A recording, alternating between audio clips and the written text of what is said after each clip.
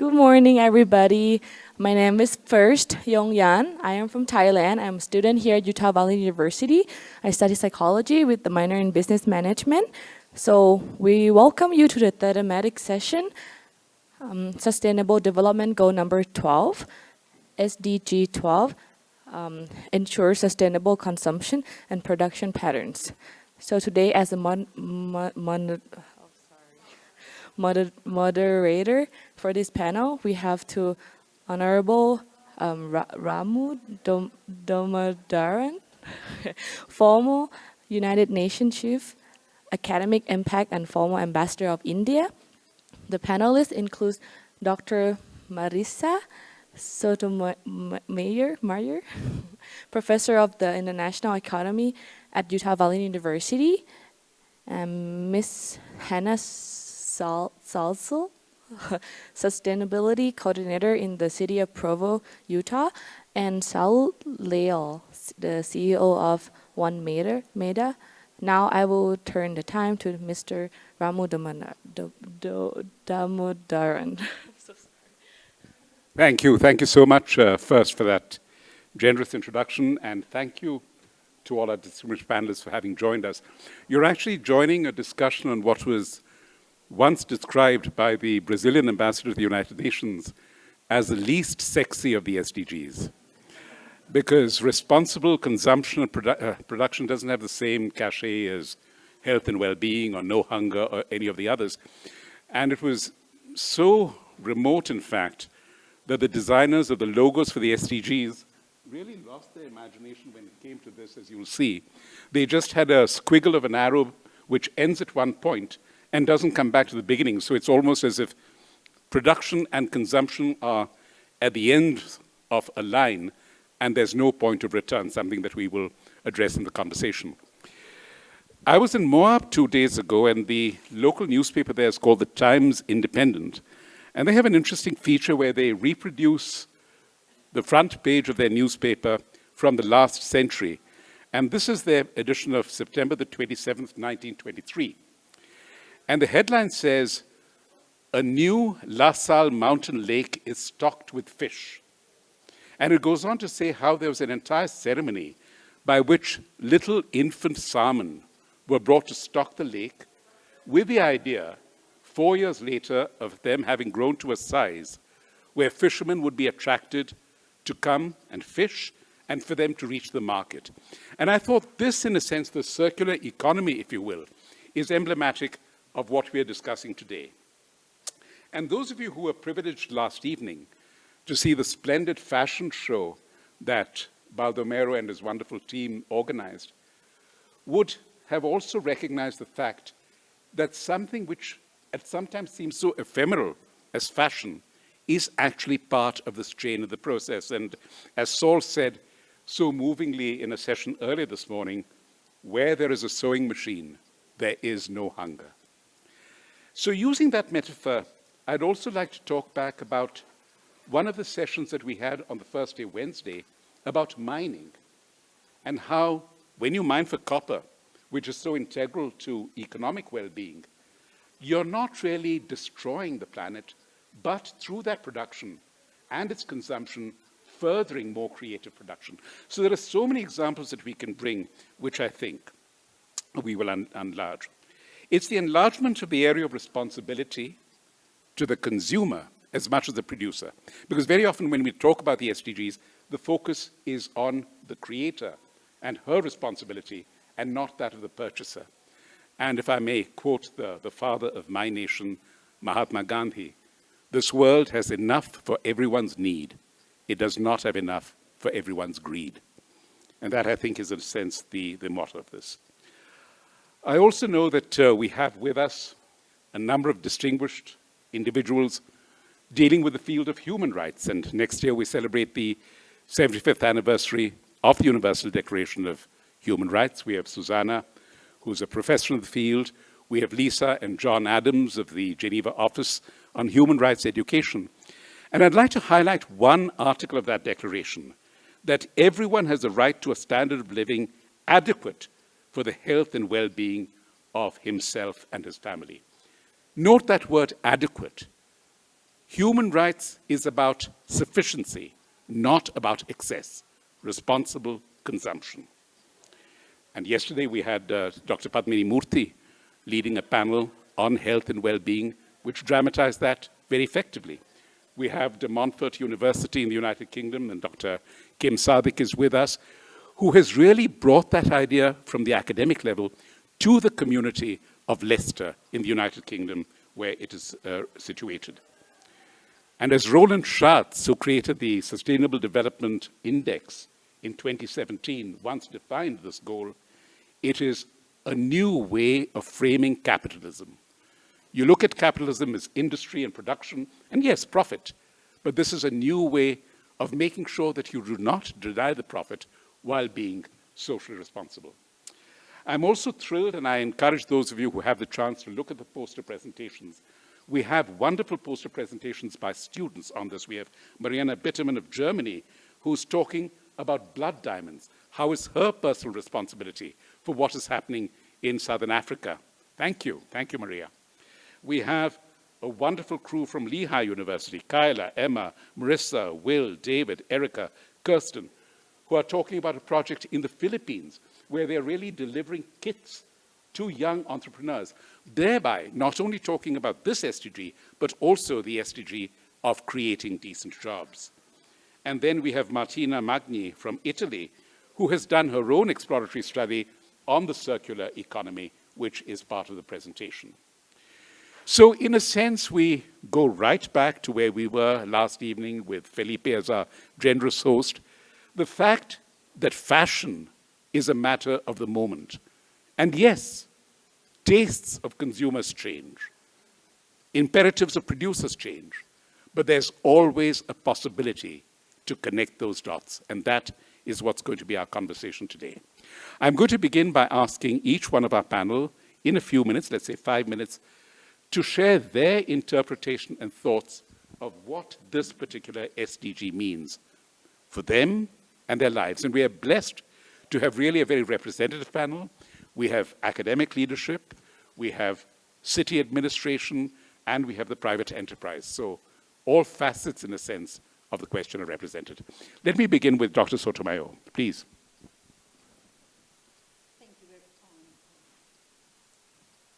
Thank you very much. Oh, well, I think I could even talk without the microphone. Oh, I need it. Oh, yeah. Well, I will start to say that, you know, we are number 12, right? But if you think about it, this is the one that ties all of them, because this is about the economy, about supply and demand.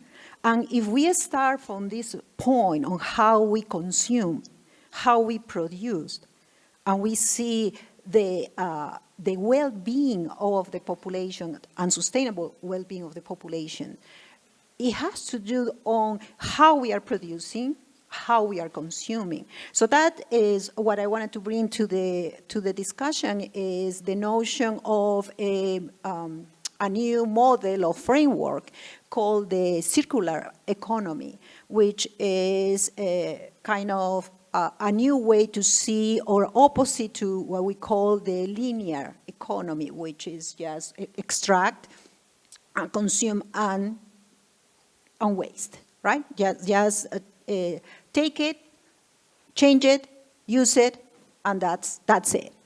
While we are thinking on this new framework that it's from the 70s, it's not something new that we were talking about.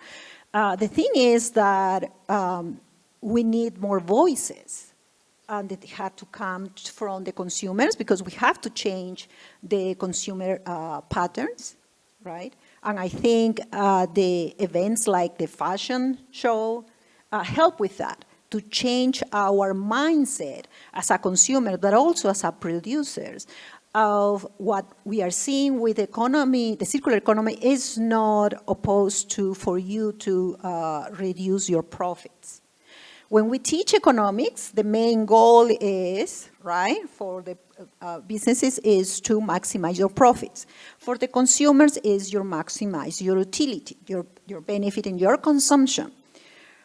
From the point of view of the circular economy, we are not saying that you have to reject those ideas, but you have to just change that idea on what is your responsibility in that consumption and in that production.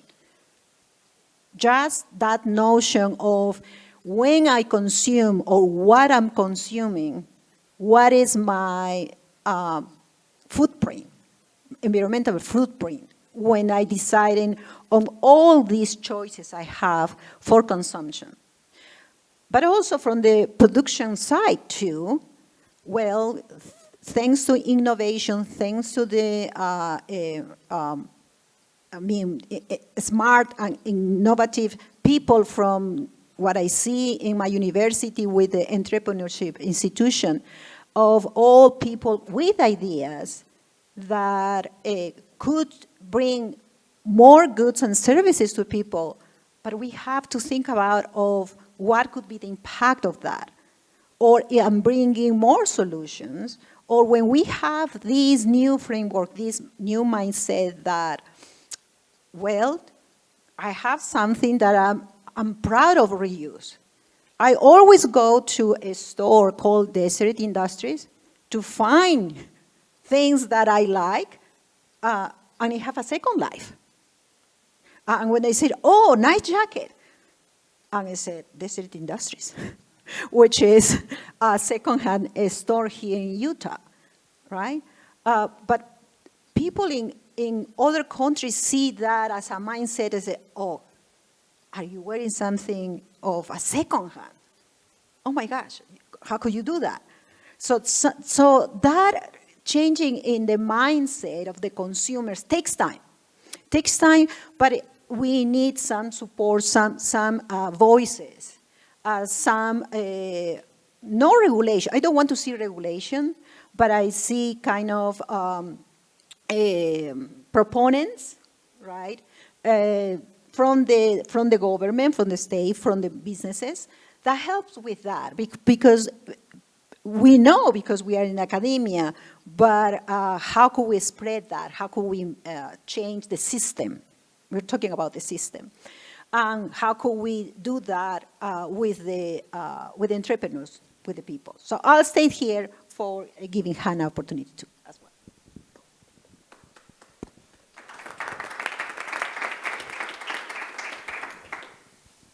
I agree with everything you said, and I could just use my 5 minutes to repeat exactly that and be completely happy.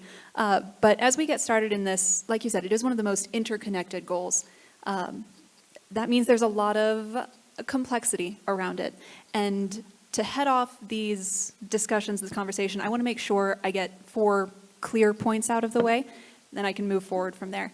The first is exactly what both of you have said, is that the current economic and regulatory and social systems that we have are simply not set up to help consumers and producers make sustainable, wise decisions. And there are plenty of people who are challenging that, who are doing it anyway, and they should be celebrated. But even acting well in a deficient system is going to inherently remain insufficient.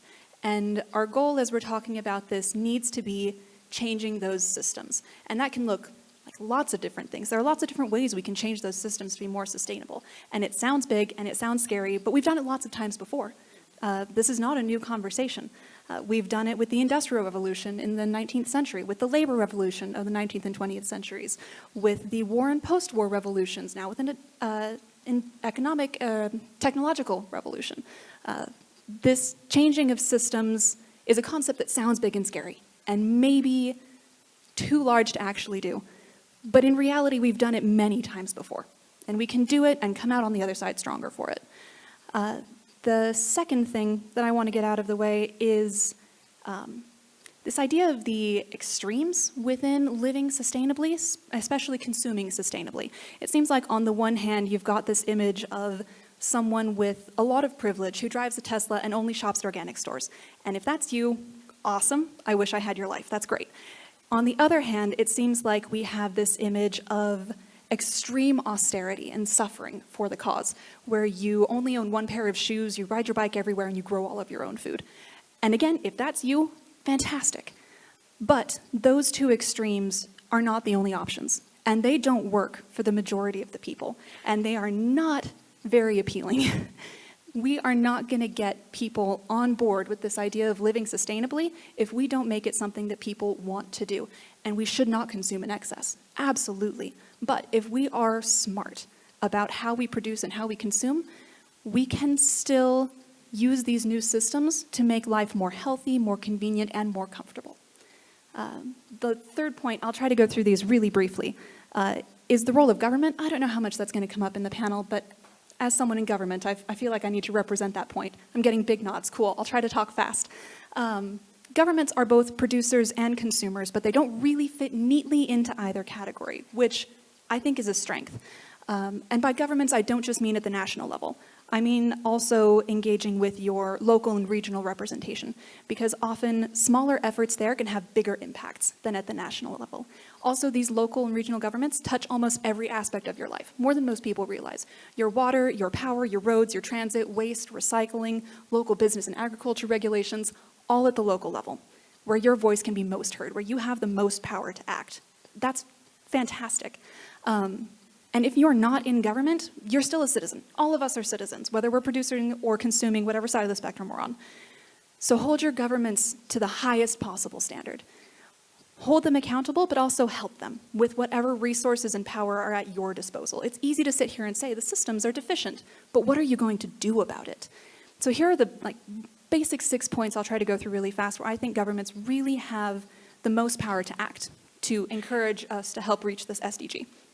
That is celebrating and recognizing, promoting good behavior. Second, creating frameworks that help minimize or reduce bad behavior, regulations, essentially. The third is representing the voices of those who are not often heard, is a big role of governments. Fourth, I think, is to adopt a longer-term perspective. Governments have that luxury, you could say. They don't have to look just at this quarter's revenue or at this month's paycheck and how far they can make it stretch. They can bring this perspective of a longer term to the discussion. Fifth is facilitating those discussions, the collaboration among producers, consumers, NGOs, other community partners like universities. They should serve as a platform to enhance, to act as a megaphone for these institutions, bring people together.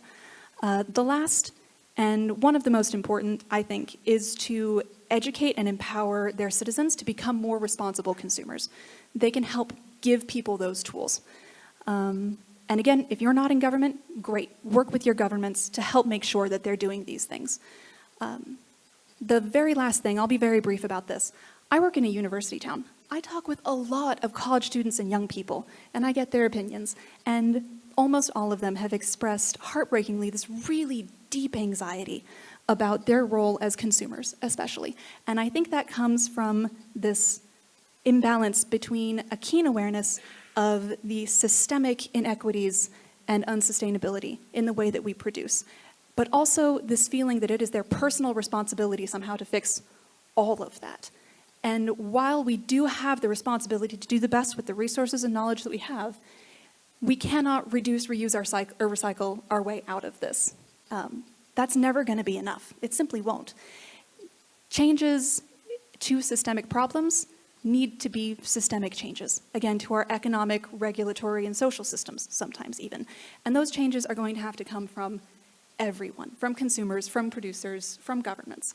One of my favorite quotes is from the ecologist, Jane Stanfield. I think she summed it up really well, that I cannot do all the good that the world needs, but the world needs all the good that I can do. That's true for all of us.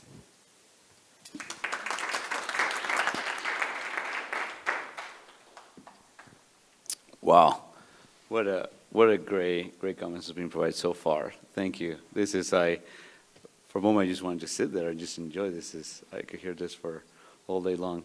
On the private sector, I want to talk about a very specific scope, but when we think of responsible consumption and production, we think of supply chain. And the impact that it's having, we can see it in nature. I'm worried, you're worried, we all worry about what's happening with climate change. It's very real.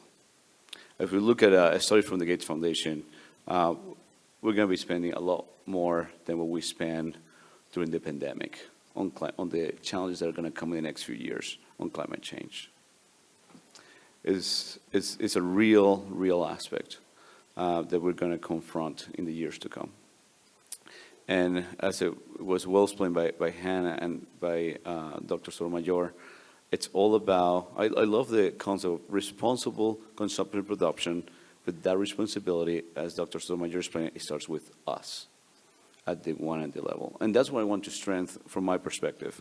As much of a challenge it is with nature and climate change, all the, as you look at the website and as you look at responsible consumption and production, it really is a direct impact towards our environment. But we don't talk as much about the individual and the inefficiencies in supply chains with the individual.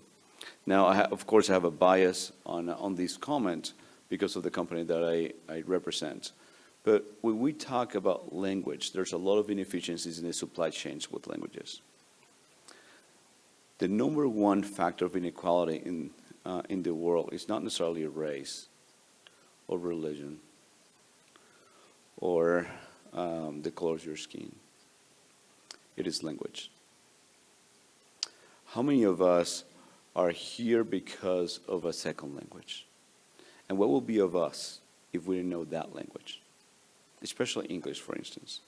And how do we create efficiencies throughout the supply chains, from an idea to a production, distributors, because of language barriers?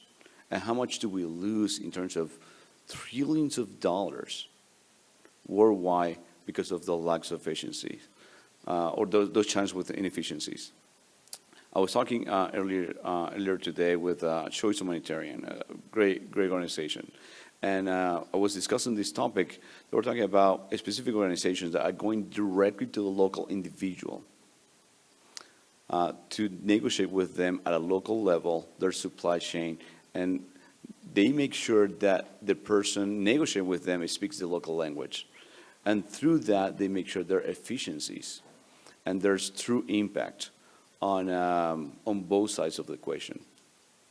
So as we look at these inefficiencies in supply chain, let's not only think about the climate, which is a huge challenge, but let's also think about the one. Not us as individuals, but also the producers, because at the end of the day, it's all about those who live and are responsible to take care of this planet, all of us. Thank you.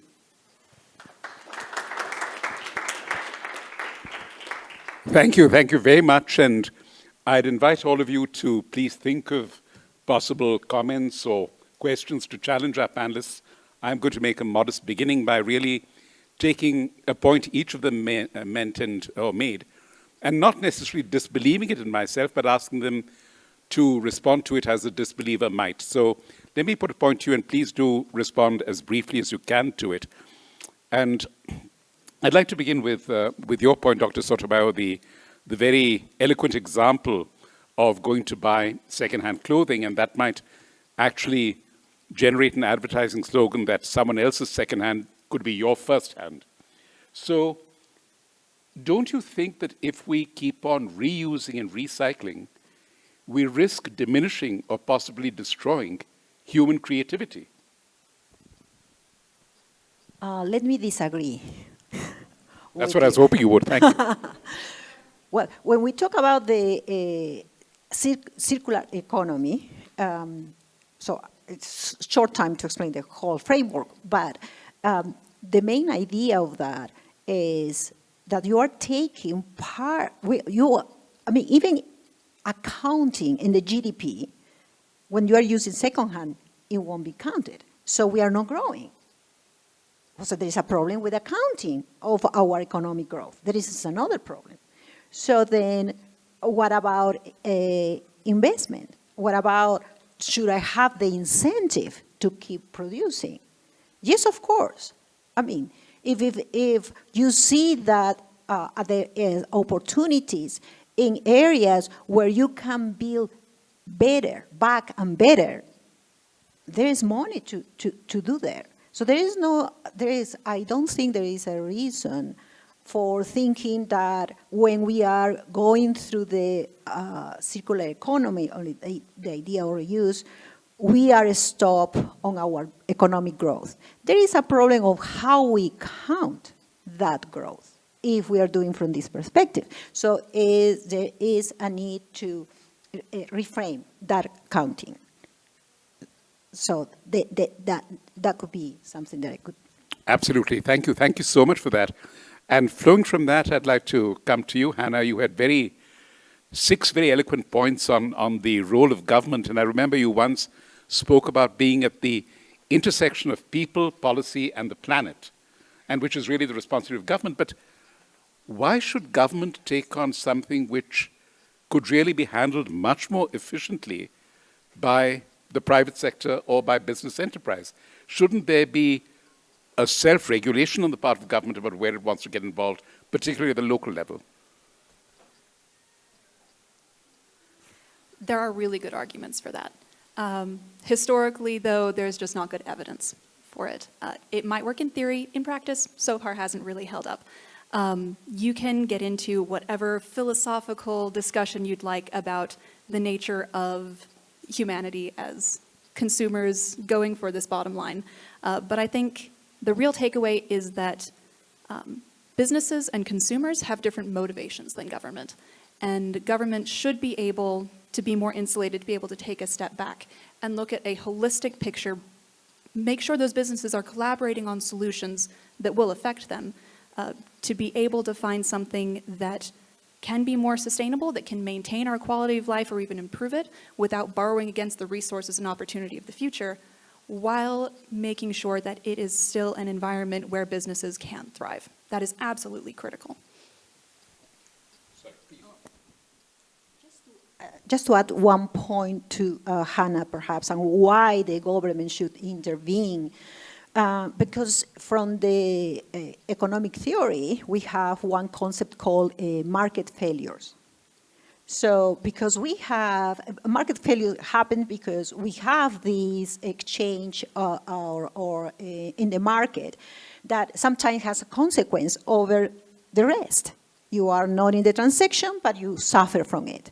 So who is to defend the third party?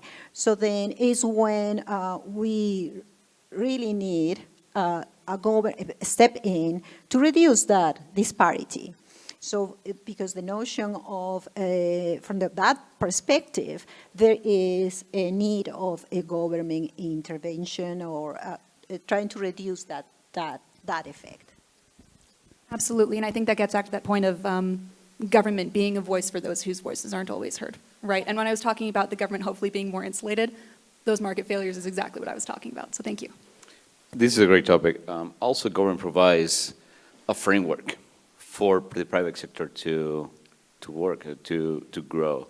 And that framework, just look at the NGOs and taxation in the United States. Your state has one of the greatest NGOs ecosystem in the world. Why? Because the government was able to provide a framework for those tax dollars and benefits. So governments are critical in this aspect because of that framework they can provide to the private sector and other sectors as well. I was hoping you would take my side, but anyway, thank you for that.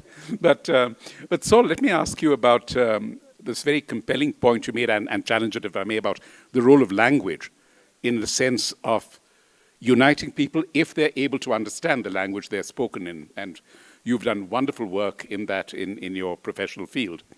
But I'd like to turn also to your background in the entertainment industry. You've won, 11 Emmys, and your work in reaching audiences around the world through television. My challenge to you is, it's all very well to say we're in a globalized world. We must understand, sitting in Buenos Aires, a film which is produced in Bombay. But are we not at the risk of destroying cultural identities by harmonizing or uniformizing, if you will, the way people think and react, and having the anonymity of a global language and reach? Well, this is a very important concept, and we discussed it. So a little background. At one point, I was the director of a university channel for around 7-9 years, and that's where I got the Emmy Awards. The answer is yes. There is that risk. That risk has always existed, and I think it incremented during the 70s and 80s as you got less diversity and Hollywood was dominating in terms of content creation throughout the world. Interesting enough, over the last 10 years, especially with organizations that are a little more inclusive, I should say, on content creation, and the internet has allowed that through global streaming, like Netflix, for instance. Now you got producers from all over the world. If you look at the top 10 TV series in Netflix or even Amazon Prime, you will find that many of those are actually from outside the United States. And what is that which is incredible, what that is telling us is that soap opera in South Korea could be as engaging as a soap opera in Brazil for audiences all over the world. It's telling us that regardless of the differences in culture, we're still humans and we care about the basic values of human living.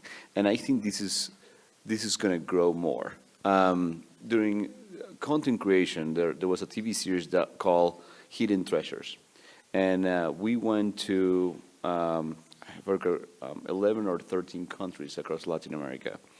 And we look at the music and dance in every culture. We did a whole documentary on this. This was one of the Emmy Awards that got awarded. And the interesting thing is that as we look more into the differences of culture, it was an oxymoron. We were actually understanding that how we are more and more common at a basic level.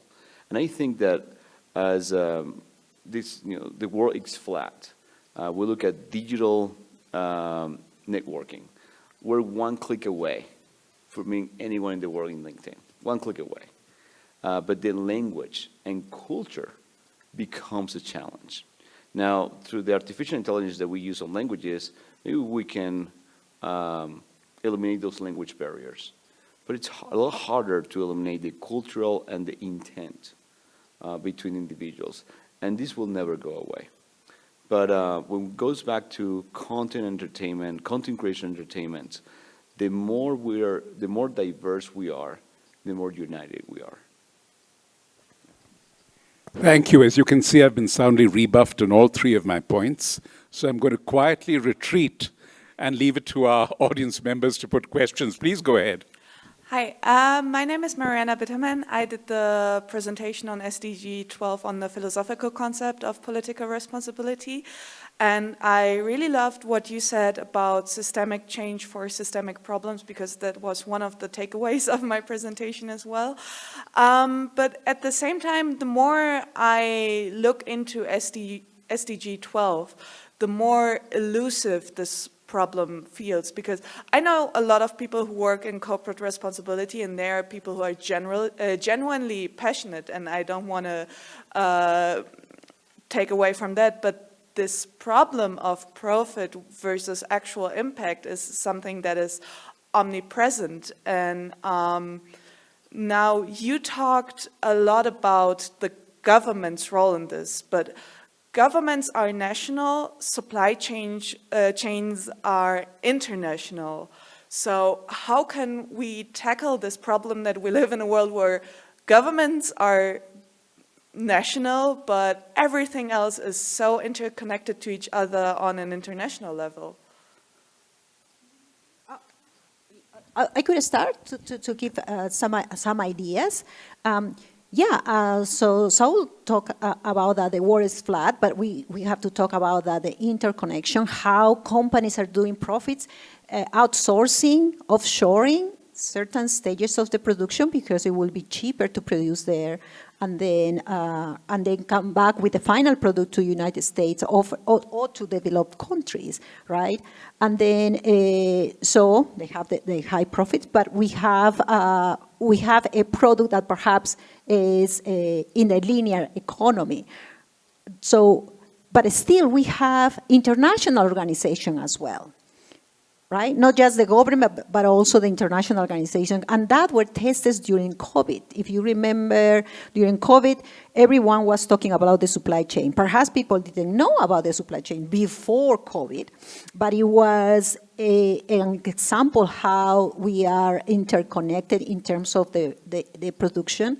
And that's a good point to think about, okay, so if we wanted to change the mindset and framework of the production, we have to think about how do we design that product. And if we wanted to just send it overseas for looking to reduce our production cost, you could do that, but it has to be sustainable also for the host country. And for that, you have the framework of the international organizations to make them accountable, that are called binding. So if the labor safeguards are not in place, then you will suffer the consequence. So I think it is elusive, as you said.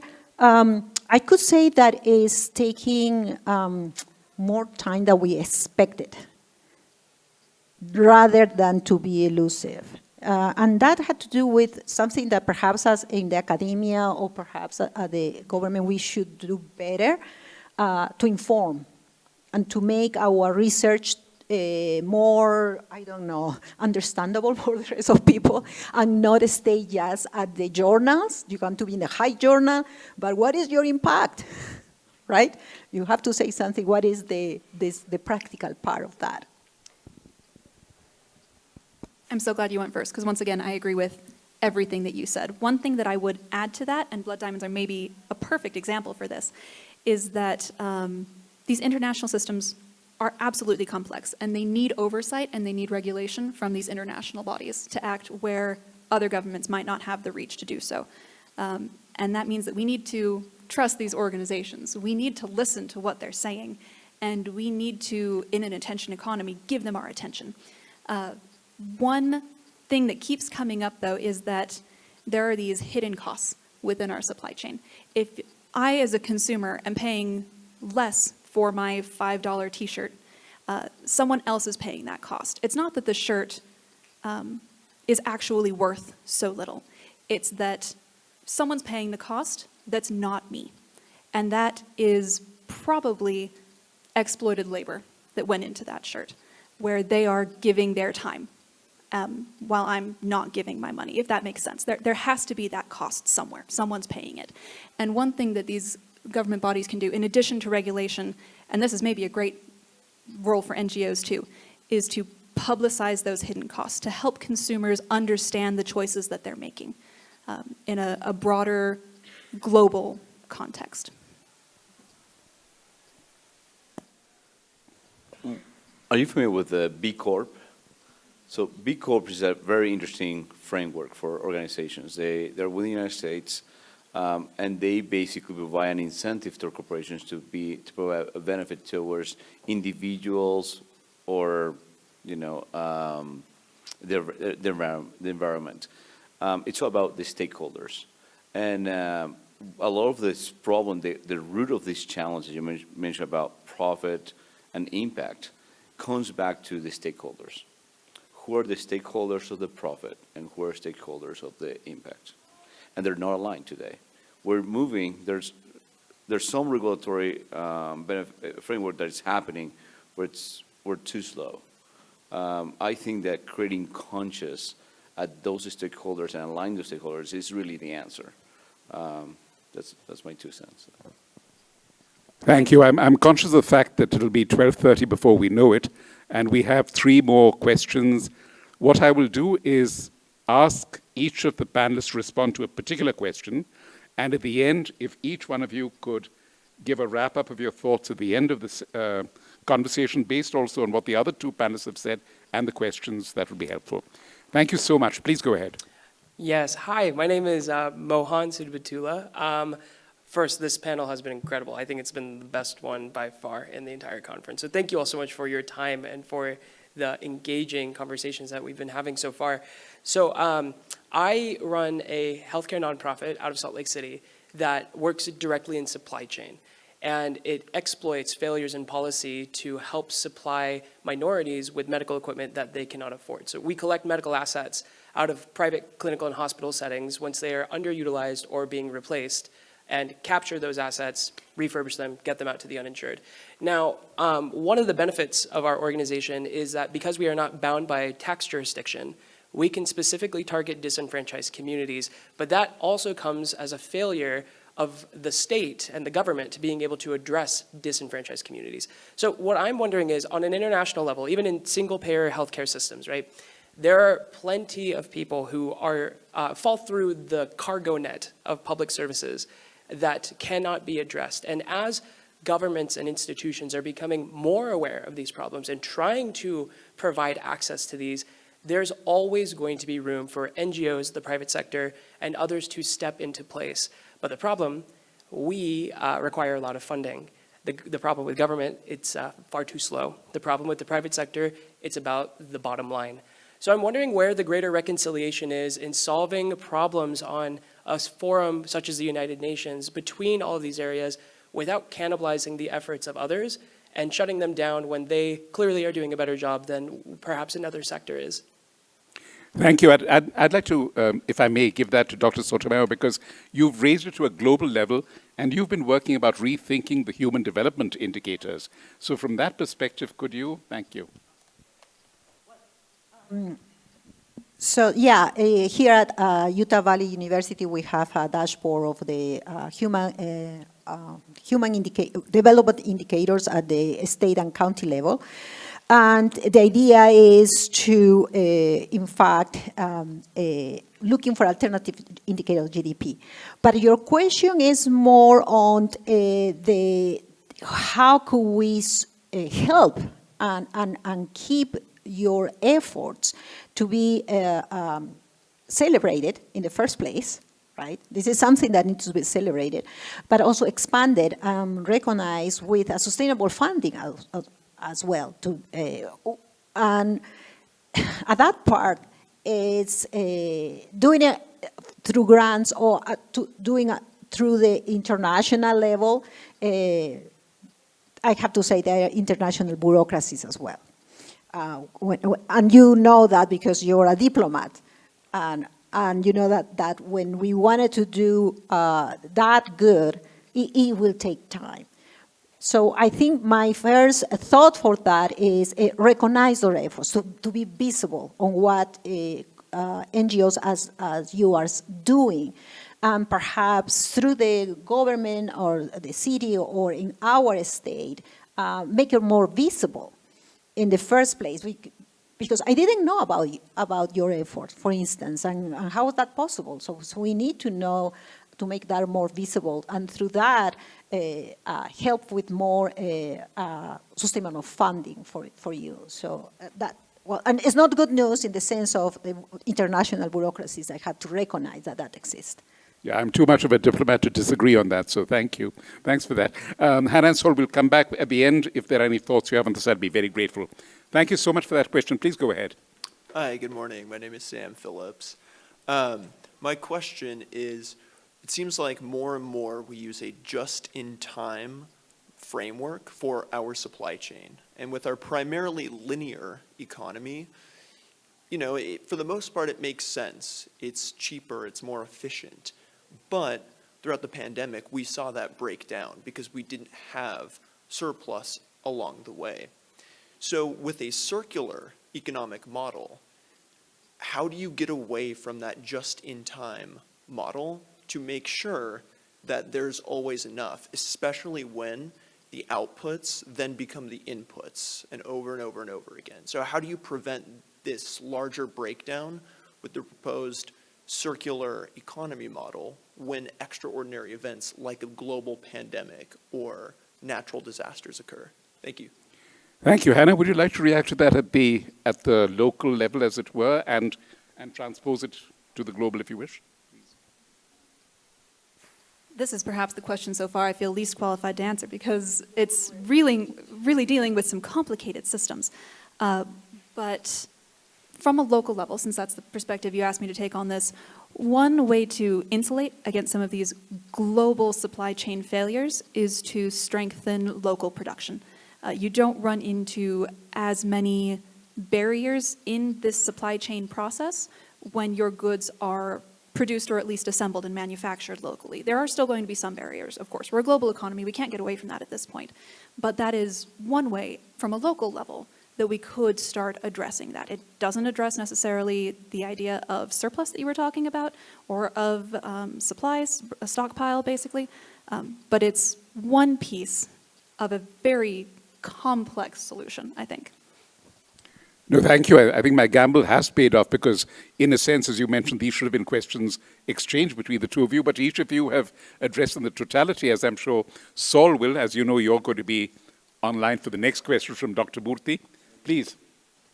Yeah, thank you so much. First of all, I think this was an awesome panel. I mean, it was fabulous, and it was great the way you wove everything. Just two things. Actually, my young friend from Utah brought up something, because I'm putting my health hat on. More and more we are looking at responsible consumption, but the biggest challenge is when you're sending unused medication, you need to make sure the expiration dates are correct. So that's a whole Pandora's box I don't want to open. But my question, especially to you, Saul, and congratulations for doing this whole thing. It was so great the way you went about and got the translation.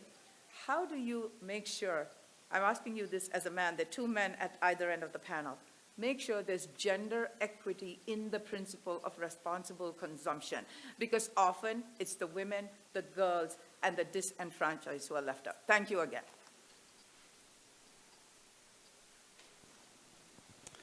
It's about education, I think. That's kind of my natural approach to it. Through the last few centuries, we educated society the wrong way. And as we have raised the problems of gender inequality to almost every aspect, that education is now filtering more and more into the newer generations. I am very, very optimistic about the newer generations because they understand the problem. They have seen the problem. They have seen the consequences. And the things that we're doing, and some of the things that we also have to, I believe, understand about gender equality is also about the roles and where there is equality and where there's just differences. And it's natural. I mean, we see it in nature all the time. Ultimately is where is that overlap of equality to help the next generation as parents, as father responsibilities, as mom responsibilities. Where can we help? Is that equality with a purpose to help the next generations? And I think education is the answer. Thank you. Thank you for that, especially at the venue we are in. Thank you for that, Saul. So we have about 9 minutes, which I think leaves 3 minutes for each of you. If I may ask you to reflect upon the conversation, what the other two panelists have said, the questions that you've not had a chance to respond to, rather than read through the important points you made at the beginning. So maybe I could begin with you, Dr. Sotomayor. Yeah, just to I was thinking something that perhaps our panel being sharing our ideas from the developed economics perspective, but I want to be sure that we also are tackling this for the emerging and developing economies. I come from an emerging economy, developed economy from Peru. And very proud of my Inca ancestors, where we had a circular economy there. So, where the knowledge of that culture tells about how they were produced, everything they have to be consumed. And I'm concerned that in this thinking about the system of how economic growth is counted and seen, I'm concerned that we are losing that knowledge. We have to bring back that knowledge of how this has been produced, how we have to go back to the Pachamama, to the land again, and rebuild it. And then those ideas needs to be again celebrated and better known by the rest. And I think there are ways to do it. Talking about language, we are concerned that we are losing some languages as well in indigenous communities. So I'm proud, but also concerned that we we have to make a better job of these opportunities, learn from our ancestors as well. I'm not answering specific question, but I think it's No, something that absolutely. I wanted just to point it out. Thank you. I mean, that's really it. What they produced, we consume, and we have our responsibility to produce again. Thank you. Anna? I love that idea that our solutions don't have to be new. We can look to the way things have been done to find solutions to the problems we're facing now. I think one thing that's really stood out to me as we've been talking is how complicated this is. It is an absolute Gordian knot of an SDG because we're talking about solving a problem that touches on just about every aspect of our lives in every role that we play in our societies. But again, I'm optimistic about that because I think we have the capacity now to understand a variety of solutions, to collaborate, to communicate with each other in ways that we have never had before. And we have gotten ourselves into our unsustainable linear economies, often by taking the easy way, by prioritizing profit over people. And just like I'm never going to get a six-pack by taking the easy way, we are never going to get a sustainable global economy that values everyone's health and well-being as much as it values profit without putting in a lot of work. But that work can be done, and again, it's going to take all of the resources and power that we have. In this conference, it's been so incredible to see people from governments, producers, NGOs, academic organizations, students especially, again, so optimistic about the new generation, all in one room. Because that combined knowledge, that combined power that we have is how we're going to get these systemic changes. So yeah, it's a huge, complicated problem, but we have resources to fix it that we've never had before. And I really think we can do it with a lot of collaboration and a lot of work. Yeah, but it can be done. Thank you. What comes to my mind is training, but not only regular training. We have to be humble to be trained. When we talk about the linear versus circular economy and the challenge that we have during the pandemic, the challenges that are going to come,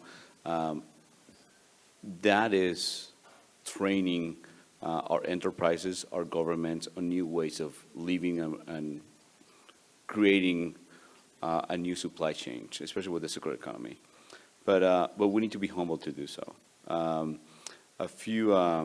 Over the last year, I've been working a lot with artificial intelligence, and it's very interesting, these complex systems, how they're being led by very simple principles, like training. You talk to a machine, you build the algorithms, and you start training. The real creation of artificial intelligence is all in the training. That's the innovation, is the way that you train these algorithms. And I think now, something I'm going to take home, for instance, is I, Saul, need to buy more second-hand clothing. And it's all about being humble to be trained. We're learning so many lessons here. And it's at the level of the individual that we make these changes. It's when the private sector, the president, the stakeholders understand these principles, and they're willing to be trained on those principles. So I'm very, very thankful to be here, especially on this panel, and for the lessons that I have learned, and that I'm going to implement into my life to make a better impact, as has been explained here. So thank you.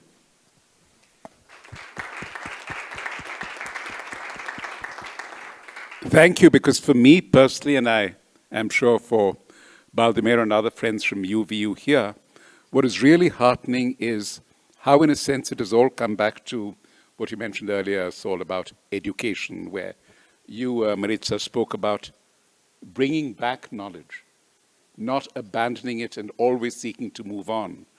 Or the idea, Hannah, of prioritizing profit over people, because it's only when you realize that your profit is short-lived and can be enhanced if you bring people into the equation. And then your very eloquent point, Saul, about how the most complex of systems are really based on very simple principles if you have the training. And I think this is really true at an intellectual level as well. Earlier this morning, Kim and Minnie and I went to see The Roots of Knowledge, and those of you who have not, who are visitors to this university, please do that. And you have a sense of how production, whether it is of monuments or history or of ideas, has led to consumption. People consume them when they go to Machu Picchu and see it. It has been produced, the tourist consumes. Literature has been written, the reader consumes. And so, in a sense, I would say, to challenge the Brazilian ambassador myself, this is not the least sexy of the SDGs, as you said so eloquently, Maritza. It is the one SDG which ties them all together. It is the SDG which unequivocally proves why it matters. Thank you.